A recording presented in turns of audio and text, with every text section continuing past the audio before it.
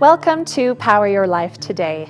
I'm Kristy Jo, Mind and Body Strategist, and today I'd like to give you some tips on how to beat all or nothing thinking. This is also called black or white thinking, and this is where if you're not doing anything perfectly, you're just like, yeah, I'm out. I'm not doing this. I give up. I totally don't want to do something that I'm not going to be good at. Are you guilty of this? This can happen in business, this can happen in relationships, this can happen in your health. I see this all the time. So here is a strategy that really will help you reset the way you think. Now, let me preface this by saying I get it because I used to have a very A-type personality. I used to be a perfectionist, and I was the type of girl that in college and even high school, I would take notes in lectures and classes and go home and rewrite them because they weren't good enough. They had to be perfectly written in the right fonts. I would stay up so late in the night, sleep very little. And over time, with this new way of thinking that I really just wrapped my mind around one day, it has changed everything for me, and it's helped me relax a little bit so I can still make progress without giving up because I'm not perfect. So I'd like to help you with this. Let's use health as an example because that's my world of nutrition and fitness. So I'd like you to think that you have this bar out in front of you, okay? This is where your goal is. This is where you are expecting yourself to live and you're working hard at something. Now I'd like you to imagine this little cartoon man. I don't know why it's a little cartoon old man, but that's what I picture. And he's standing on this bar and he has this big bag of bricks. And these are the bricks, the weight, the burden of your expectations. And he is responsible for putting this bag of bricks where it should be. Now, most of the time, we put him up on this bar whenever we set a goal. So if you have a goal, you get a new meal plan, you get a new workout plan, there's your bar, and all of a sudden your little man goes up the stairs and he takes this big bag of bricks, this expectation, and puts it on that bar. So then what happens if you do anything less than that? You're a failure. So I'd like to suggest this new way of thinking. You have this bar. Yes, this is your goal. This is what you'd like to do. This is going to push you in the new direction. But now we're going to set a new bar down here around where your hips are. Now this is called your baseline minimum expectations. In the world of health, I recommend for my clients that this be, what are your baseline expectations when all heck breaks loose?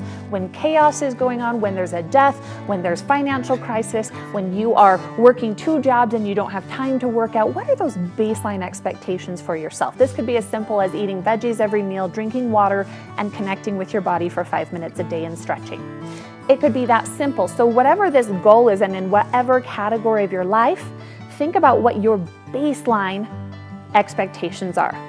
Now, once you have those really clearly defined, which you have to define them or else this won't work for you. You have to define those.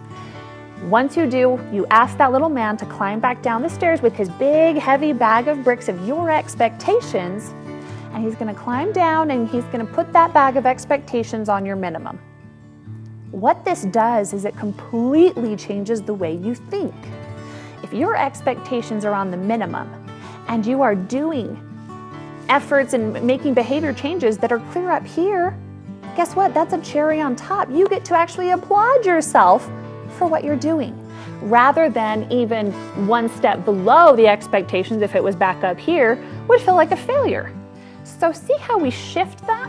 We put the expectation here and rise above to appreciate our progress, to be excited in the new things we're doing, and it's okay. We give ourselves permission to revert to baseline behavior if needs be.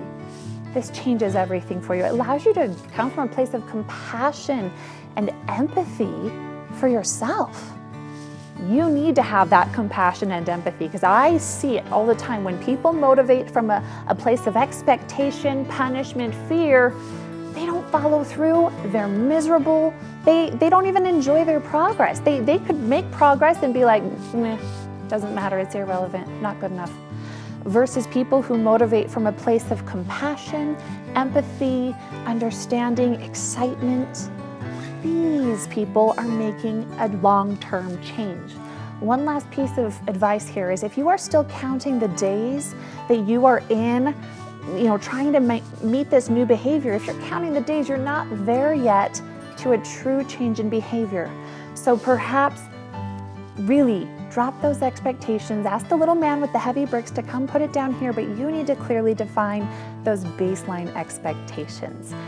Do this practice in your life. It's going to change the way you think and feel, and I can't wait for you to experience the freedom that I have as I've been able to relax and still make a ton of progress, but actually enjoy being on that journey.